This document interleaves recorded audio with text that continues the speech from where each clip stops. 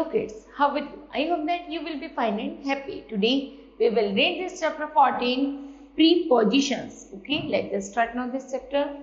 A preposition is the word which is placed before a noun or a pronoun to show relation with some other words in a sentence. यहाँ तक कि preposition वह शब्द होते हैं जो noun और pronoun में प्रयोग किए जाते हैं, अर्थात उन दोनों में एक ऐसा संबंध क्रिएट कर देते हैं, उन्हीं शब्दों को हम प्रीपोजिशन कहते हैं. ओके, एग्जांपल है she lives in New Delhi. वह कहाँ रहती है? न्यू दिल्ली में रहती है. ओके, तो इन किससे हुआ? प्लेस से और रहने में उनका मतलब लड़की का और दिल्ली से स्थान से दोनों का एक संबंध स्थापित करते हैं. किसके द्वारा? इनके द्वारा. में, इन.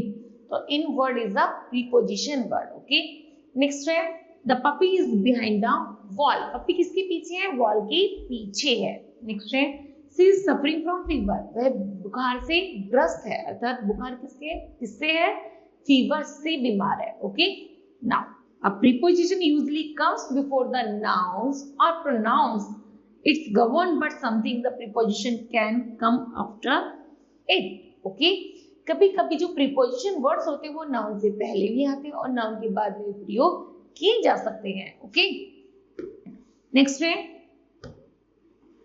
Kinds of prepositions. Prepositions are of the three kinds. They are number first simple.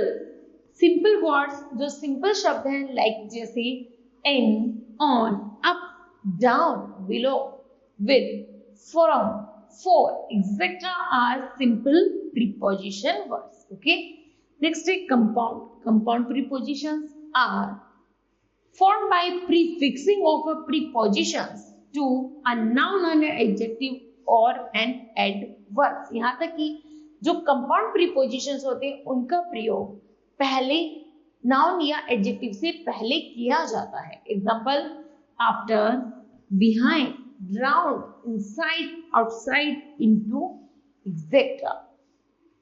फिर है phrasal of the prepositions.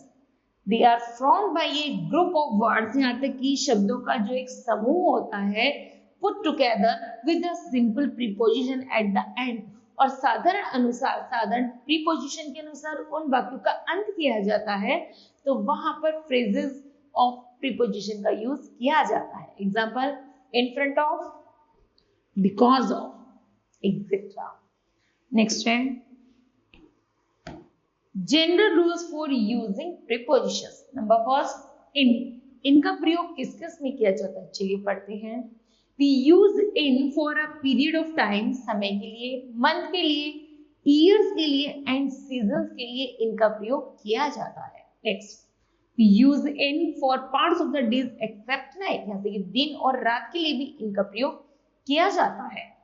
We use in with cities, towns and villages when we consider them an area not as a point of a journey. यहाँ तक कि उन एरियो के लिए जो जर्नी के लिए इंडिकेट पॉइंट आउट नहीं करते उनके लिए भी इनका प्रयोग किया जाता है, जैसे शहरों के लिए, कस्बों के लिए और गांवों के लिए.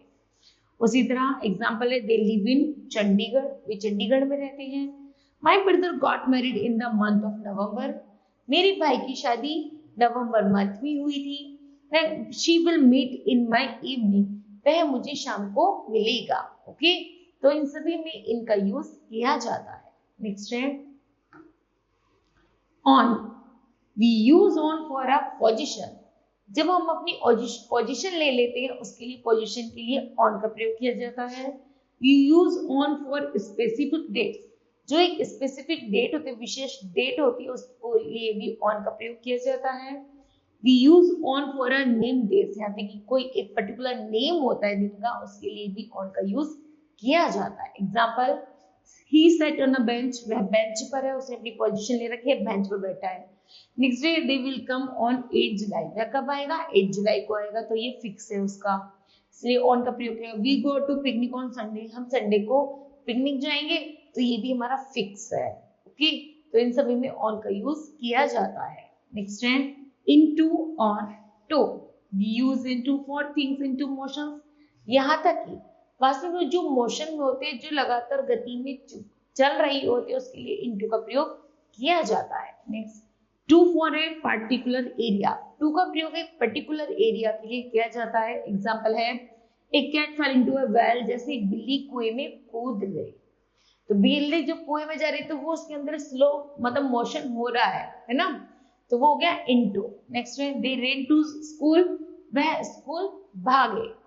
तो स्कूल क्या है, एक पर्टिकुलर एरिया है, तो उसके लिए क्या यूज है, टू। नेक्स्ट है at, we use at with the word night. At का प्रयोग हम नाइट रात के लिए करते हैं। एट का यूज हम स्पेसिफिक टाइम्स के लिए भी करते हैं। We use at for an exact place, और कोई एग्जैक्ट प्लेस के लिए भी एट का प्रयोग किया जाता है। Example we take dinner at night, मैंने रात में डिनर लिया। I will come to your house at 2 PM, मैं 2 बजे घर पहुंचूंगा। Next my father is at home now, अब इस समय मेरे पिताजी घर पर है। तो इन सभी के लिए भी एट का यूज किया जाता है। Okay,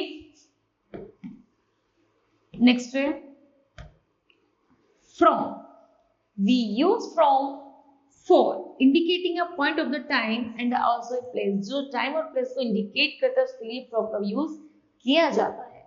they will depart from Australia, way Australia के लिए क्या हुआ, डिपार्ट हो गए। ओके, नेक्स्ट है we will be Mumbai from 6 AM, वो मुंबई कब पहुंचेंगे, 6 बजे पहुंच जाएंगे। ओके, नेक्स्ट है since या for, we use since with a certain point of time, since का प्रयोग निश्चित समय के लिए किया जाता है। And for with a period of time, और फॉर का प्रयोग केवल एक समय अंतराल के लिए किया जाता है। Okay, she has been watching TV for 2 hour, वह 2 घंटे से टीवी देख रहा है, नहीं पता कौन से 2 घंटे से टीवी देख रहा है, इसलिए इसमें यूज हुआ फॉर।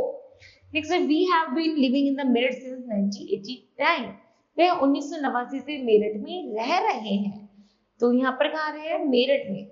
तो मेरठ क्या है, मतलब सन क्या है, 1989। 1989 एक फिक्स टाइम है, एक फिक्स है ना, उसको कोई बदला नहीं जा सकता, तो ये हो गया, इसके लिए यूज होगा सिंस। ओके, नेक्स्ट है बिटवीन और among, we use between for two, between का प्रयोग 2 लोगों के साथ में किया जाता है, 2 लोगों के बीच में बिटवीन का प्रयोग किया जाता है। And among for more than 2, और अमंग का प्रयोग 2 से अधिक के लिए किया जाता है। The picnics pencils were divided up among the children, pencil जो थी वो सभी बच्चों के बीच बांटी गई। तो बच्चे कितने होते हैं, बहुत सारे होते हैं, 2 से ज्यादा हैं, इसलिए among का प्रयोग किया। और नेक्स्ट है divide the sweets between Anshu and Pankaj, और जब 2 लोगों में बंटवारा किया जाए तो उसे हम कहते हैं between। पंकज और अंशु में क्या की मिठाई बांटी गई। ओके, नेक्स्ट है words followed by prepositions, certain words are always followed by particular prepositions। Example है children are fond of toys, children को जैसे toys पसंद है। we are tried of playing, वह खेलने का प्रयास कर रहे हैं। she was endowed with the intelligent, with वास्तव में क्या है, बुद्धिमान और इंटेलिजेंस है। his problem are associated with unemployment, उसकी जो प्रॉब्लम मुख्य रूप से बेरोजगारी है। Ajay is ashamed of his behavior, Ajay अपने व्यवहार पर क्या है, ashamed है, शर्मिंदा है। Aditi is weak in English, Aditi English में वीक है। The area is remarkable for its scenery, यहाँ तक कि उस एरिया को सीनरी में बताया गया। ओके, नेक्स्ट है we do not laugh at the poors, हमें गरीबों पर हंसना नहीं चाहिए। I am sorry for the delay, late आने के लिए मैं आपसे माफी मांगता हूँ। आई एंग्री विद यू, मैं तुमसे नाराज हूँ। Jatin is afraid of the darkness, Jatin अंधेरे से अभी डरा हुआ है। Okay, the teacher prevented him from running, teacher ने अभी रोक दिया गया भागने के लिए। नितिन लिव्स एट दयाल सिंह मार्ग, नितिन कहाँ रहते हैं, दयाल सिंह मार्ग पर रहता है। And next, I am deeply indebted to my family for all their helps, यहाँ तक कि मैं बहुत ज्यादा क्या हूँ, अपनी फैमिली के लिए कर्जदार हूँ कि आप सभी ने क्या की, help. A large organization can be slow to the adapt to change, यहाँ तक कि मैं एक बहुत बड़ा परिवर्तन करना पर मतलब क्या करना चाहता हूँ, एक परिवर्तन करना चाहता हूँ।